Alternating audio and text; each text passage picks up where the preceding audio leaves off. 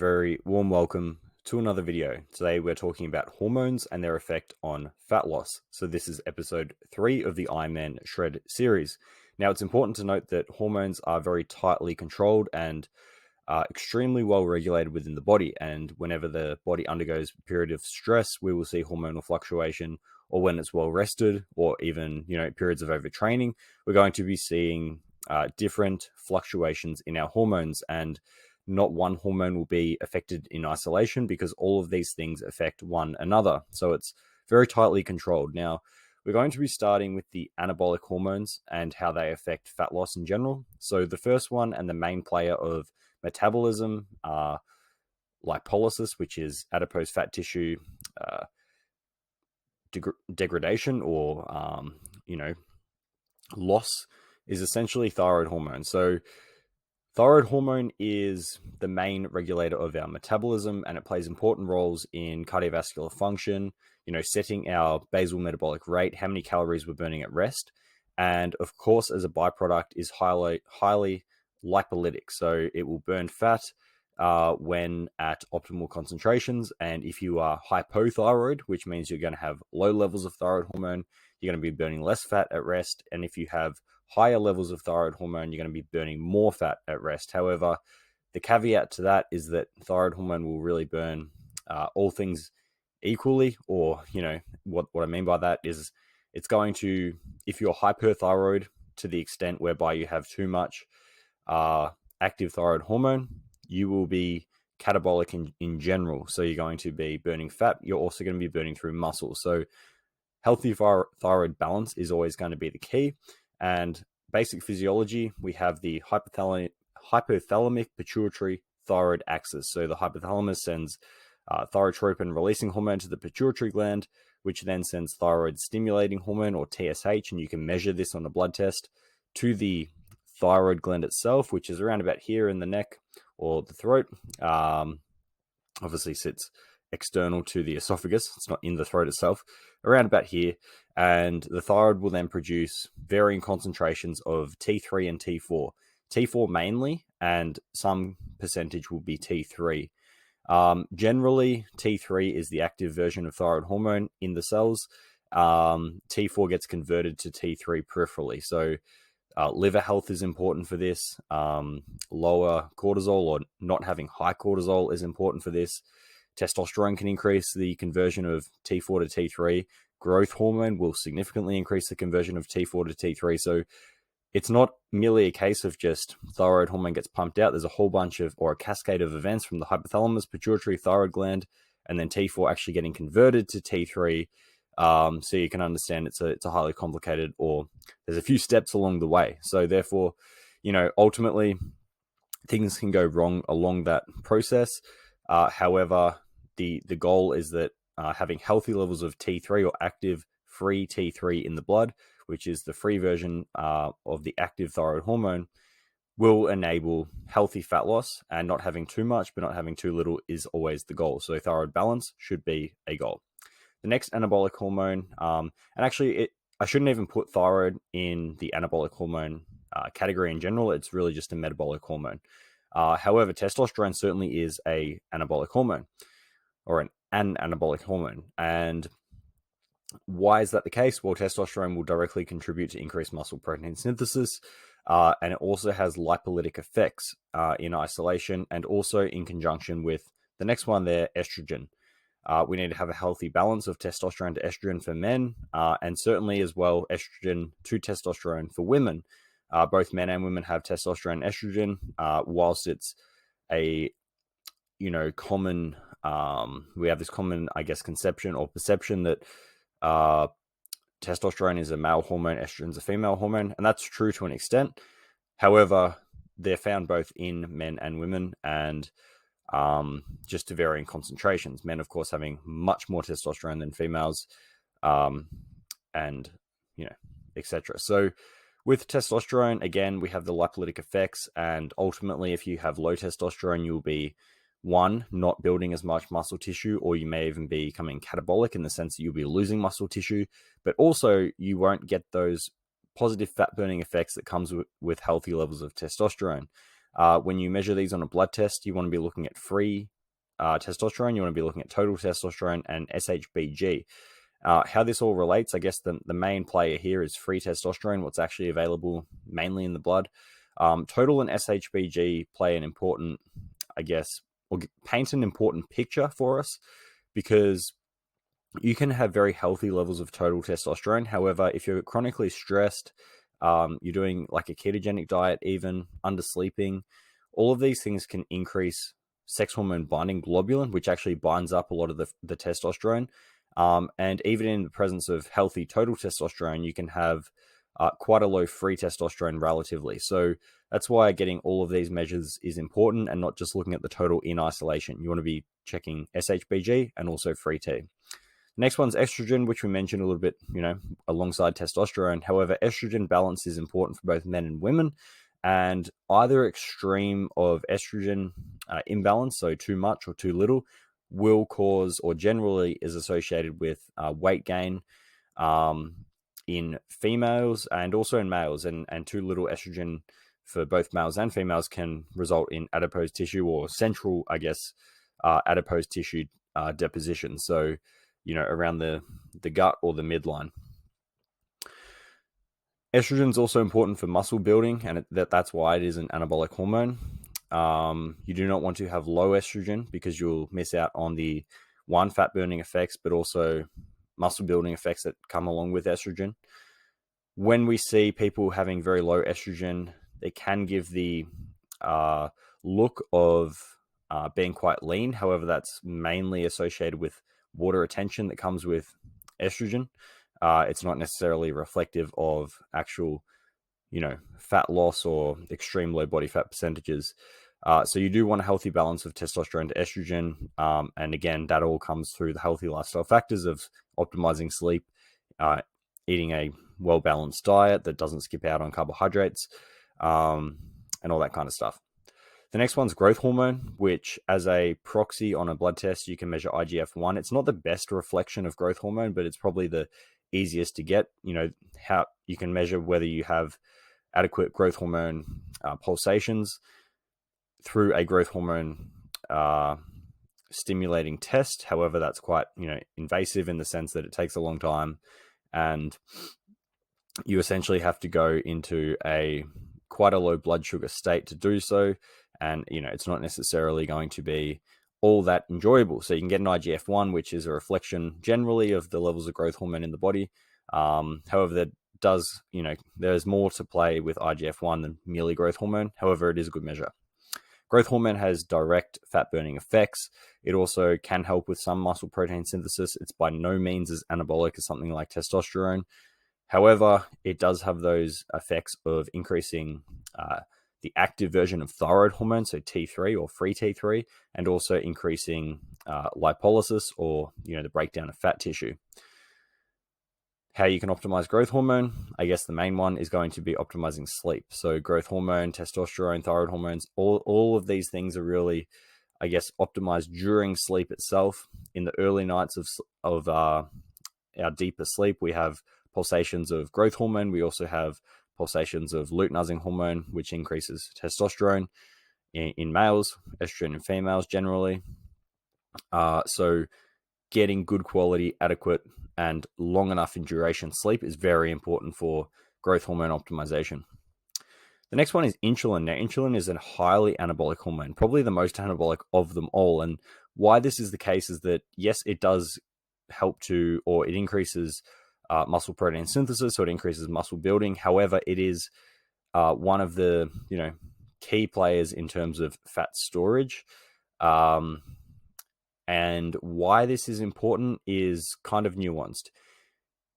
A spike in insulin, which you will really see after a high protein meal or a high carbohydrate meal in particular, isn't all that, it's not all that detrimental in terms of fat burning. Having a short spike, or a spike in insulin that therefore kind of comes back down to healthy levels soon after. What's the problem, or what is a common problem with insulin, is that you get a chronically elevated insulin level, which comes with conditions like type 2 diabetes or insulin resistant diabetes.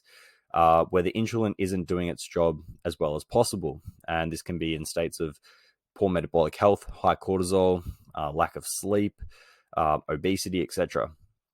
So what you want to be looking at with insulin is improving insulin resistance, which comes with training, which comes with reducing stress, optimizing sleep, a healthy diet, and all of those good lifestyle factors. And you don't want to be, worried about eating a high carb meal, for example, and the subsequent spike in insulin, because if you have healthy insulin sensitivity and you're not suffering from insulin resistance, then of course, that will come back down very soon after, and it's not all that much of a problem.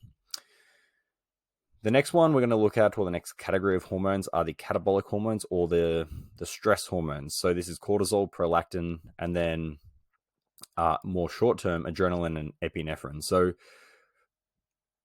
So cortisol is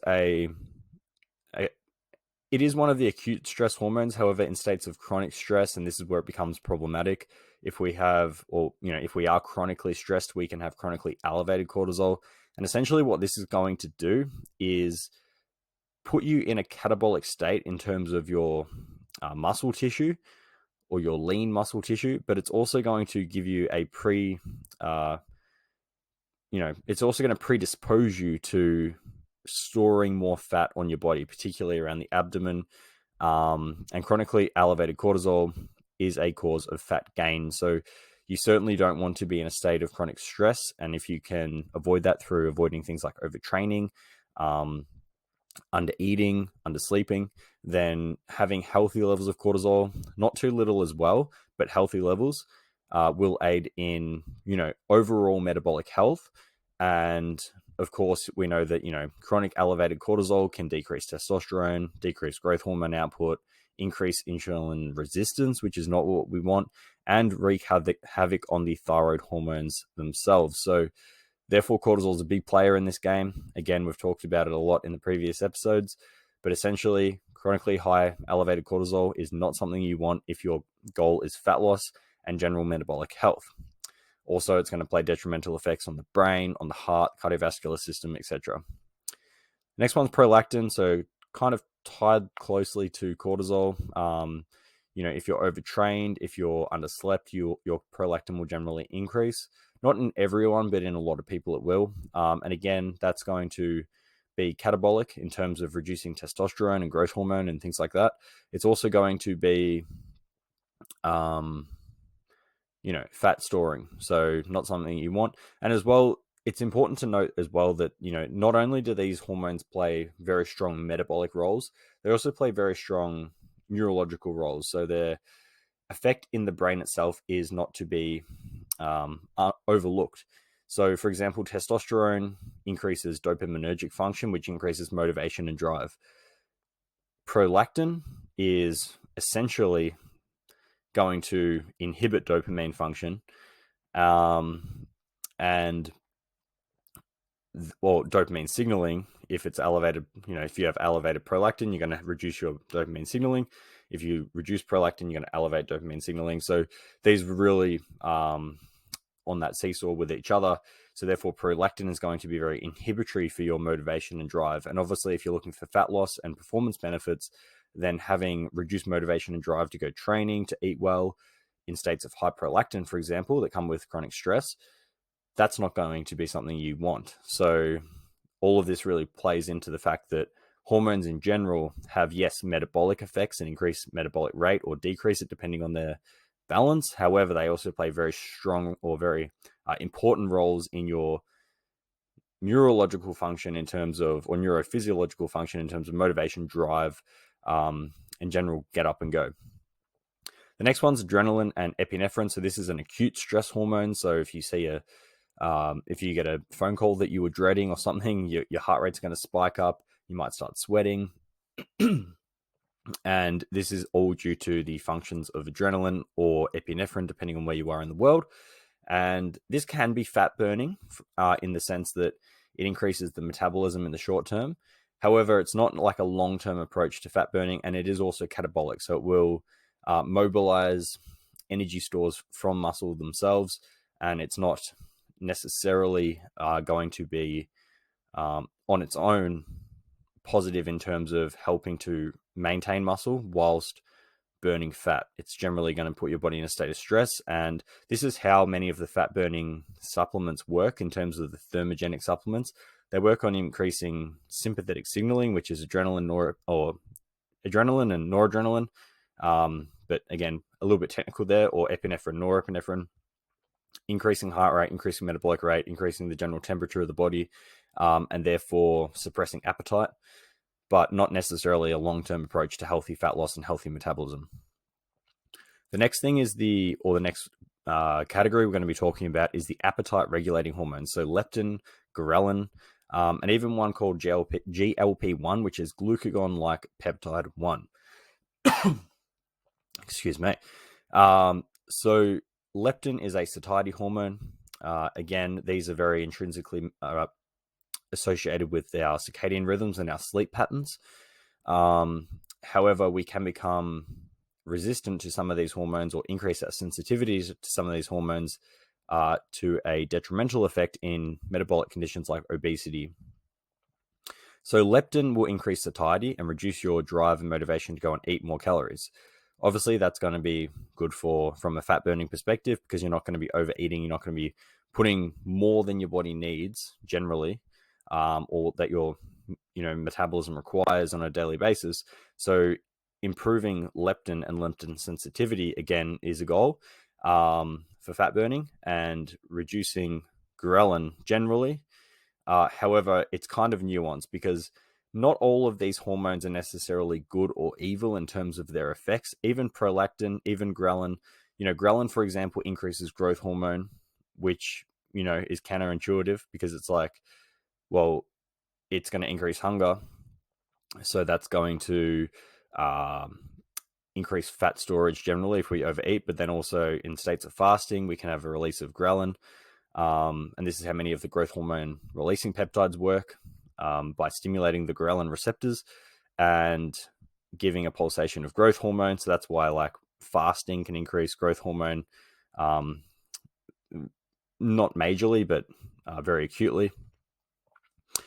So, they're not necessarily good or evil in and of themselves. But again, what we need here is balance, and what we need here is healthy regulation of these. So leptin, satiety, ghrelin, hunger, and then glucagon-like peptide 1. The reason why I put this here, there's other appetite regulating hormones, but the reason I put this one here is because many of the medications now that are focused on type 2 diabetes and also weight loss focus on this pathway of glucagon-like peptide 1, and they're what's called GLP-1 agonists. So they stimulate the same receptors that GLP-1 or glucagon-like peptide 1 stimulates. A common example would be the popular weight loss drug, well, I shouldn't even say that, diabetes drug or medication, often used for weight loss, which is Ozempic. And the reason why this regulates appetite is it stimulates satiety, so it decreases your drive to go and eat. It also slows gastric emptying. So again, you're going to be fuller for longer. It's going to reduce the amount of insulin that you otherwise need to regulate blood sugar. So it plays a role in blood sugar control. So something like GLP-1 and GLP-1 agonists are a medical intervention for diabetes, but also weight loss as a kind of side or off-label use. So that's a general overview of the hormones. We have our metabolic hormones, mainly thyroid hormone, anabolic hormones, testosterone, estrogen, growth hormone, insulin, catabolic hormones, as we've gone through, and appetite regulating hormones. Now, the actual practical utility of this, what I would say is try to best optimize your hormonal profile through eating enough, through getting enough sleep, eating healthy foods, not overtraining, avoiding chronic stress, implementing stress mitigation techniques. So, for example, mindfulness and things like that, and generally improving your lifestyle and the way that you live in terms of all of those factors, diet, training, etc. Because at the end of the day, all of these things are tied to each other, and disruption of one will not come without generally disruption of the others. If you do, however, have an autoimmune condition or a general condition that, for example, limits your thyroid hormone output, for example, Hashimoto's thyroiditis, which can cause hypothyroidism, Of course, then medical intervention to balance the thyroid and to get that back into a healthy range, of course, is important. The problem comes when you have deficiencies of things which are banned by WADA. So, for example, testosterone, for example, growth hormone, for example, insulin. Even if you're, type 2 diabetic, even if you're type 1 diabetic, you will need a therapeutic use exemption for insulin because it is a performance enhancing compound. Testosterone, of course, very common in the older age groups for males in terms of TRT or testosterone replacement therapy. Testosterone levels generally decline with men as we age, not like the very sharp drop off of estrogen in females during menopause, but of course, testosterone is going to improve performance generally when healthy, in the high end of healthy range compared to being deficient. So that's why many older athletes will turn to testosterone replacement therapy and just kind of not worry about the fact that it is banned, because at the end of the day, they're just age groupers. Whether that's morally acceptable or not depends on your own moral compass. However, it is a common one, and I'd say probably one of the most common doping compounds out there. Doesn't mean that doctor prescribed testosterone to fix a deficiency is unhealthy. If anything, it's going to put you in a better state of health. If you're chronically deprived of testosterone, it's otherwise not going to be a good thing for your body. So, fix any organic deficiencies, fix imbalances naturally if you can through lifestyle factors. Any organic deficiencies which are kind of out of your control, obviously optimized through medical intervention through the healthcare practitioner. And then, but just be aware, of course, that some of these hormones are banned, and even cortisol, for example, our glucocorticoids or prednisolone or prednisone, it's like this is going to promote fat storage in the long run. However, in the acute setting, so a week before a race, can reduce inflammation and increase feelings of euphoria and well-being, and therefore it's performance enhancing. Obviously, if you kept doing that, you would gain fat, but for like a one-off, it's not. So be very careful when doing hormone replacement because, again, many of these are banned, and try to look to natural approaches to optimizing these. But hopefully you guys found that kind of long-winded chat. I probably could have been a bit more succinct with this one, but hopefully you found it interesting in terms of some of the physiology and how these all relate to each other, why they're important for fat loss, why some of them are more fat gaining and some are more, fat, I guess, lipolytic or are going to help to reduce fat tissue. But generally, that's an overview of some of the key players in terms of hormones and metabolic rate, fat burning, and general weight management. So post any questions you have below, any ways in which, you can otherwise, if you have questions about optimizing these and specific hormones and best lifestyle practices, post them in the comments. Let me know what you guys think. Take care. Hope everyone's keeping well, and I'll see you all in the next video.